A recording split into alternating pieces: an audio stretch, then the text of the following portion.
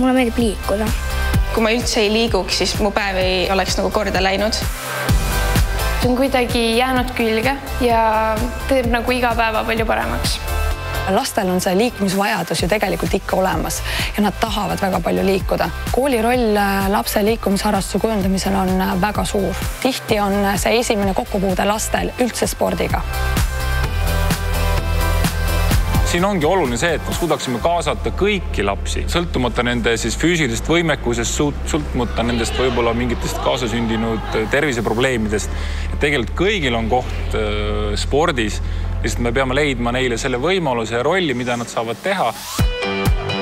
Kahjuks on niimoodi, et pooled Eesti noored on ikkagi passiivsed. Peamine fookus ongi suunatud nendele, kuidas tuua neid noori, kes praegu ei liigu, kuidas neid tuua meie juurde.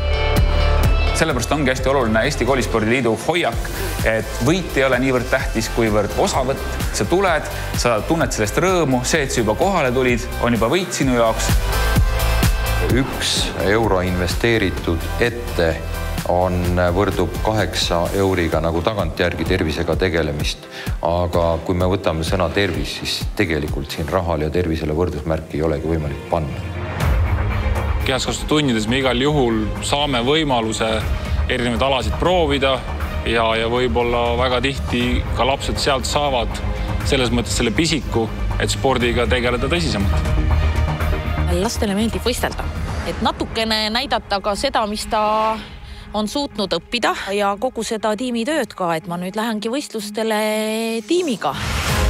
Tüdrukud on hästi toredad, kellega ma enamasti olen käinud ja siis need on hästi toredad päevad.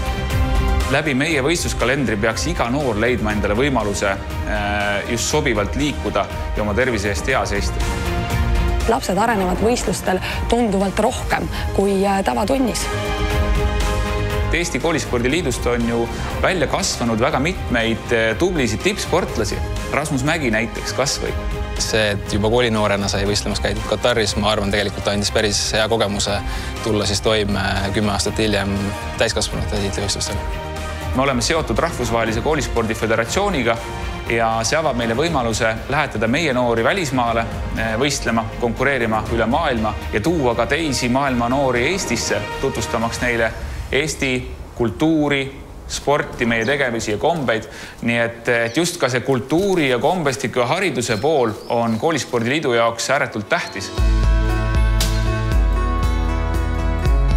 Koolis on sport kindlasti vajalik, et eeskujuks tuua just õpilastele, et see on vajalik ka vaimsele tervisele.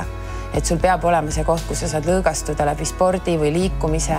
Kas see peab just olema üks kindel ala, kindlasti mitte. Tegelikult teistega koos tegutsemine, et see on hästi tähtis. See loob eelduse, et me esiteks elaksime terve elu vältel. Selle abil tegelikult me saame kogeda kõike seda positiivset, et kui meil on füüsiline tervis käest ära, tõenäoliselt tekivad meil mured mis tahes muus elu aspektis. Et ma arvan, et see ongi selles mõttes alus, et oleks võimalik täisväärtuslikku elu elada ja neid ägedaid kogemusi saada. Ka uuringud ju tegelikult näitavad, et mida rohkem lapsed liiguvad, seda vastuvõtlikumad on nad uuele materjalile. Need õpilased, kes teevad palju, käivad trennis, need ka jõuavad tundides rohkem teha. See vastab 100% tõele. Mul on tunne, et mul on õppeedukus isegi on parem, kui ma teen sporti. Sport tekitab minus väga palju rõõmu, annab mulle alati energiat juurde, isegi kui see on viimane asi päevas ja päev on olnud väga pikk. Need inimesed, kes liiguvad piisavalt, need elavad umbes 3% võrra tervemalt kui need, kes ei liigu. Ja need, kes omandavad koolipõlves endale liikumisharjumused, need jätkavad üldjuhul seda ka 80% juhul kogu elu. Koolisport on minu tervise mõõdupuu.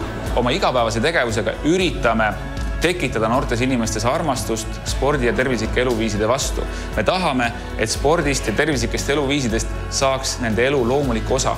Mitte ainult koolipäeva vältel, vaid kogu eluks. Kui sul on liikumisharjumused ja need eesmärgid paigas ja see on lihtsalt elustiil sul, siis sul tõesti tegelikult läheb ka muudes asjades paremini.